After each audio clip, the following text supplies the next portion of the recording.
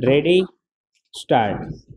उपाध्यक्ष जी, यदि आधुनिक काल में विधानमंडलों का महत्व कुछ कम हो गया है तो उसका कारण यह है कि आधुनिक प्रशासन की समस्याएं अत्यंत जटिल हैं और विधानमंडल तथा नीति निर्माण की समस्याओं पर गहराई से विचार कर सकें तथा प्रशासन की कारगर ढंग से निगरानी कर सकें। इसलिए यह मांग सर्वथा उचित है कि सचिवालयों की सेवाओं को उपलब्ध कराने की व्यवस्था अनिवार्य रूप से सरकार की ओर से होना चाहिए। एक विधायक या संसद सदस्य से यह आशा करना कि वह अपने वेतन में से एक समर्थ व्यक्ति या विधि विशेषज्ञ का खर्चा वहन कर सके अव्यावहारिक है। विधानसभाओं और संसद के सचिवालय पर सामूहिक रूप से प्रत्येक सदस्य का अधिकार होना चाहिए, चाहे वह शासक वर्ग का हो या विरोधी दल का।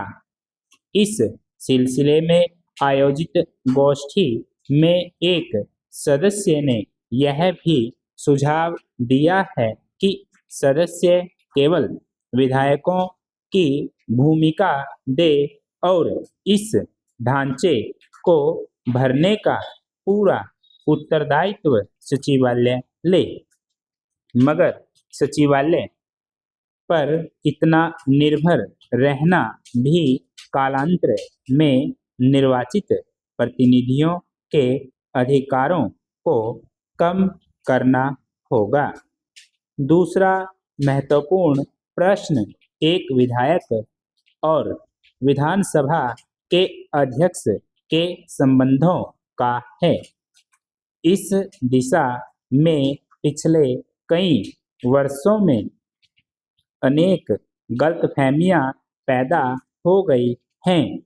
यद्यपि अध्यक्ष प्रायः शासक वर्ग का ही एक सदस्य रहता है, फिर भी अध्यक्ष चुने जाने के बाद सामान्यतः उसका उत्तरदायित्व अपने दल के प्रति समाप्त हो कर उस प्रतिनिधि सभा के प्रति हो जाता है जिसका नियमन करने के लिए उसे निर्वाचित किया हो। विराम। बदलते हुए राजनीतिक नक्शे के साथ साथ यह जरूरी हो गया है कि विधानसभाओं और संसद में विभिन्न दलों की शक्ति में व्यापक परिवर्तन हो जाए। विरोधी दल अब उतने कमजोर नहीं रहे हैं कि उनकी अवहेलना की जा सके, मगर साथ ही उनकी संख्या इतनी ज्यादा है और विचारधाराएं इतनी भिन्न हैं कि उनके लिए संसद और अनेक विधानसभाओं के बीच कोई प्रभावशाली और रचनात्मक कदम उठाने की हिम्मत नहीं है। स्टॉप।